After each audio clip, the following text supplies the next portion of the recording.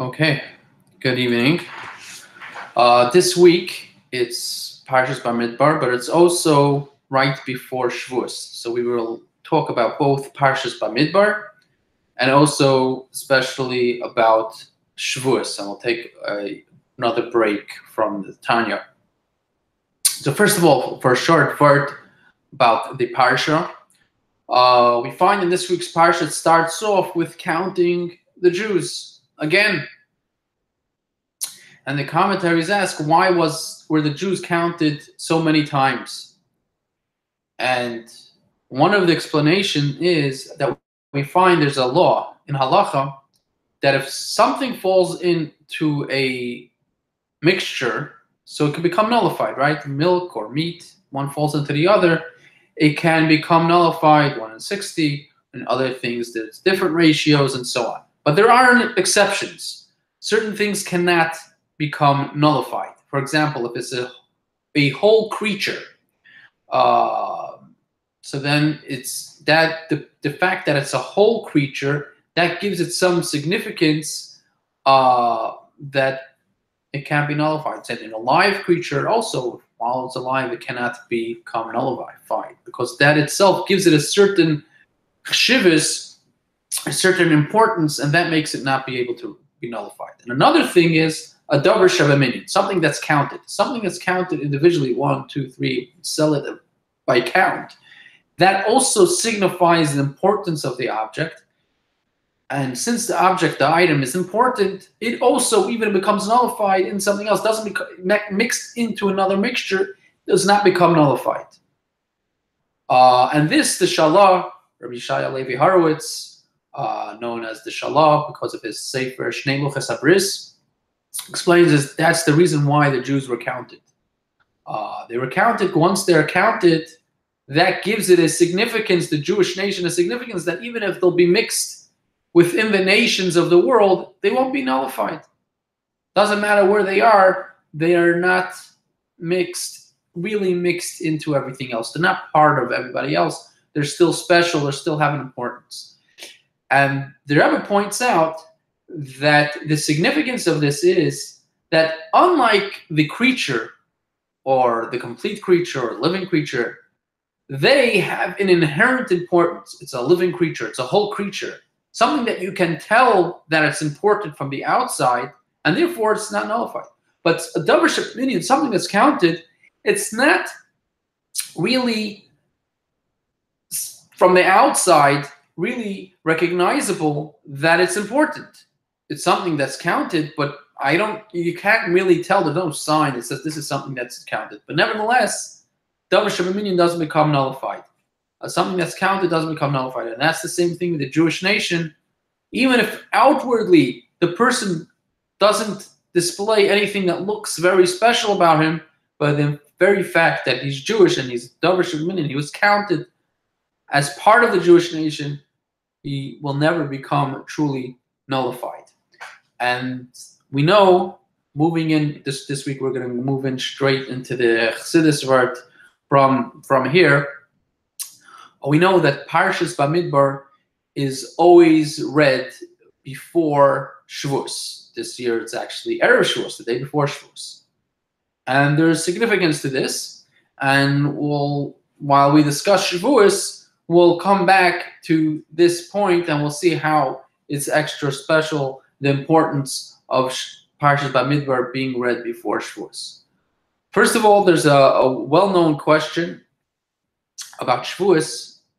When Hashem gave the Torah, so there were very many miracles that took place together with the giving of the Torah. It was done with great fanfare, blowing of the shofar, lightning, thunder, and so on.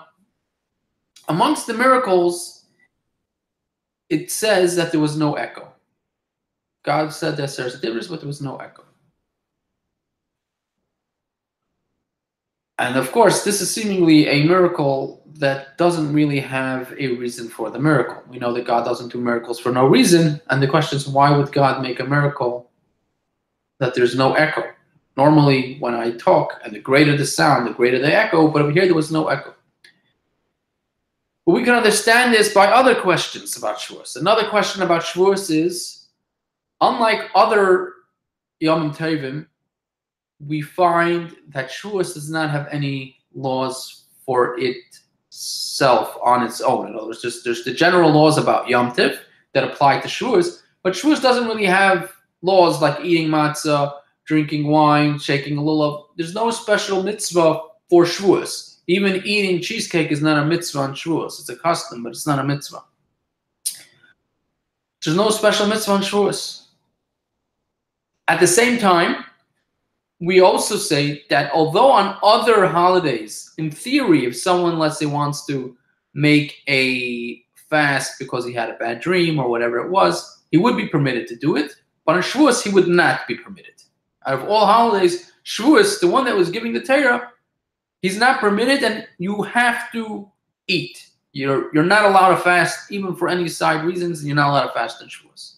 As the terminology of the Gemara, that Shavuos, hakol moedim ve'ino nami lachem. And Shavuos, everybody holds that you need it for yourself. It has to be for you. In other words, you have to enjoy it. It has to be celebratory for you yourself by eating, drinking, and so on. Which, of course, it would seem counterintuitive that Shavuos, the day of giving of the Torah, should be a day dedicated, on the contrary, to learning and so on. Not that it specifically has to be about you. But no, it's not. But we can understand this from another thing. We said earlier that Parshas Bamidbar is always before Shavuos. So one of the reasons given for why Parshas Bamidbar is read before Shavuos, because the Torah, it says the Torah was given in a desert. To show, one reason is that to show whoever wants to get the Torah can get the Torah. But another is that the purpose of the Torah is to uplift even the mundane, physical, even a place that's bereft of any holiness, of any life. The purpose of the Torah is to imbue it with holiness and life. And that, in truth, is the whole purpose of the Torah, was to make a dwelling place for God down here within this world. Not in the upper worlds, but in this physical world with all its obstacles and materiality and so on. We should make a dwelling place for God. And therefore, there was no echo when God said the Aseret HaDibros, the Ten Commandments, because the purpose of the Torah is that it should permeate down here in the physical world. What's an echo? That the sound bounces back. But over here, the sound is not bouncing back, because the purpose is that it should permeate everything. And that's also our job. Just like the Torah, when God gave it permeated everything, so too it's our job that it should permeate even the lowest of the low, but it's specifically to make the physical world a place of holiness. Meaning, it's not about making holy, even having specific mitzvahs for Shavuos, so that in itself is a step up. But the real purpose is, even in our day-to-day life, when there's not necessarily a specific mitzvah that we have to do right now. We're going about our day-to-day life, we're eating, we're drinking, and imbuing that with holiness, and making that a dwelling place for God. And it's for that reason that there's no specific mitzvah for Shavuos other than you're supposed to celebrate Shavuos.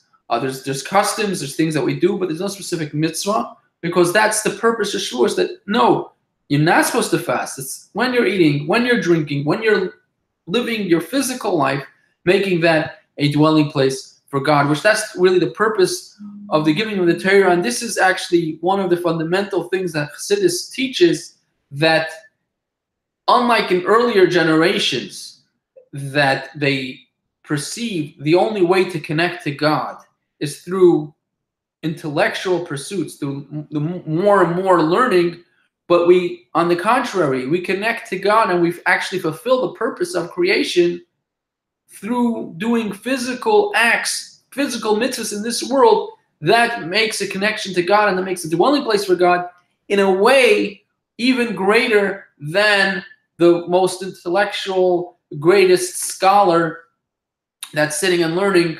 Not to put that away, not to put that down in any way, but it is to signify the specialty and the significance of actually fulfilling the purpose of creation, which is bringing godliness into the physical world. And this was actually one of the main issues that when Chassidus came about, that people had with the Baal Shem Tov and so on, that they felt that he's slighting the scholars, because until then the scholars were held in the highest esteem, because it's only through that one can connect to God, have true connection to God.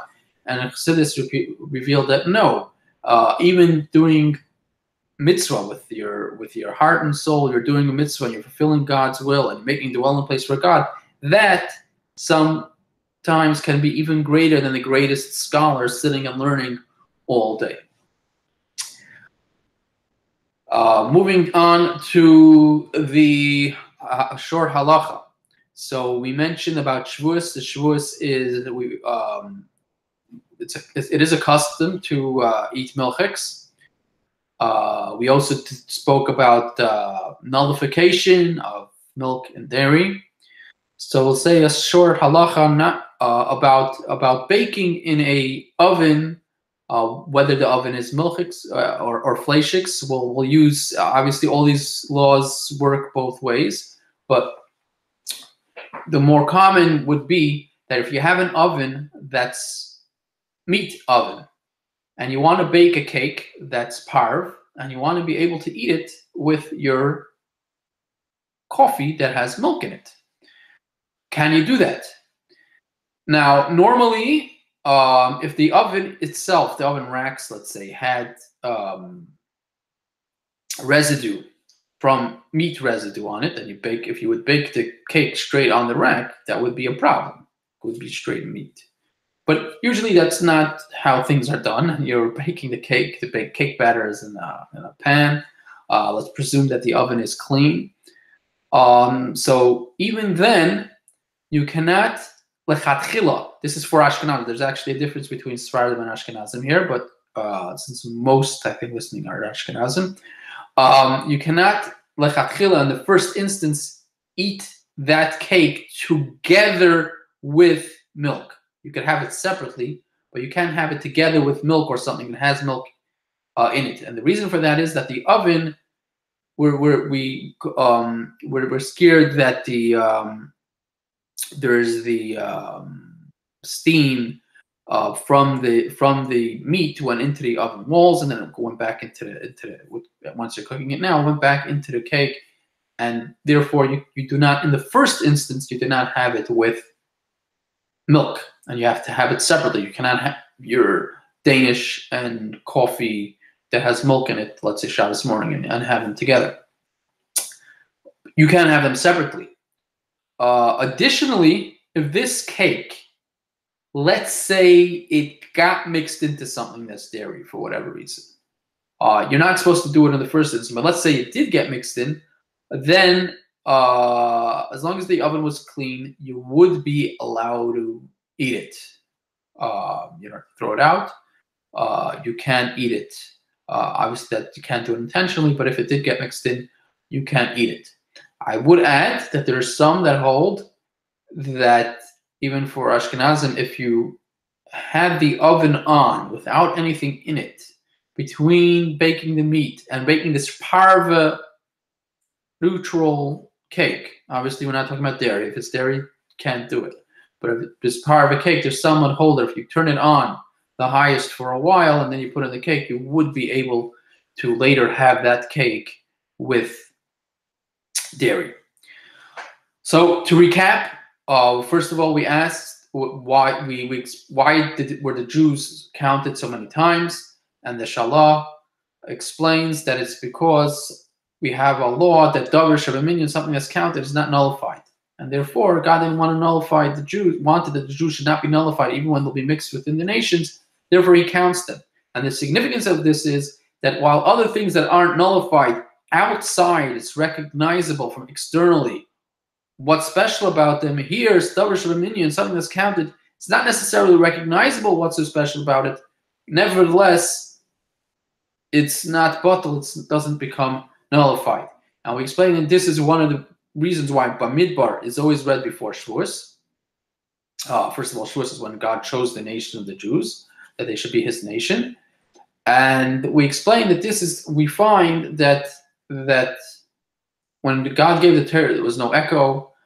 On the other hand, Shavuos, we say, same time, we say that that everybody holds has to be for you, that you're not allowed to fast, you have to eat.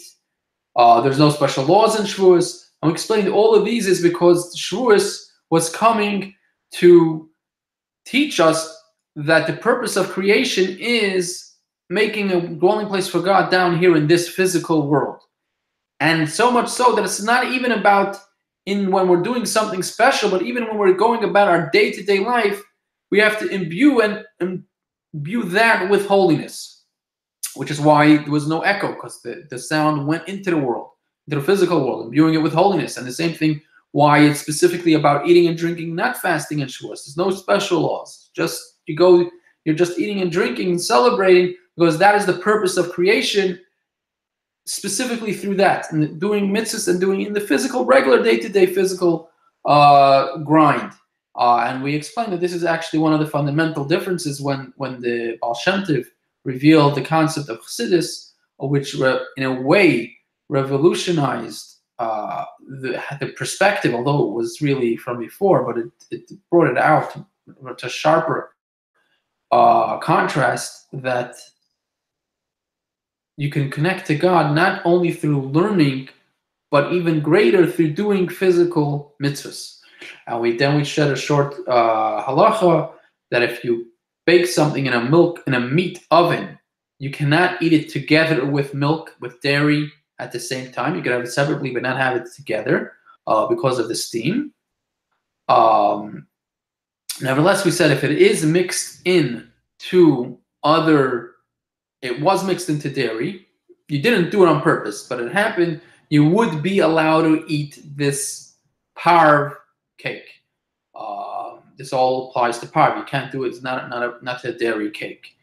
Then we said there are some that hold that if between having baked meat or cooked meat in the oven and doing this parva cake, again, it's parv, it's not dairy.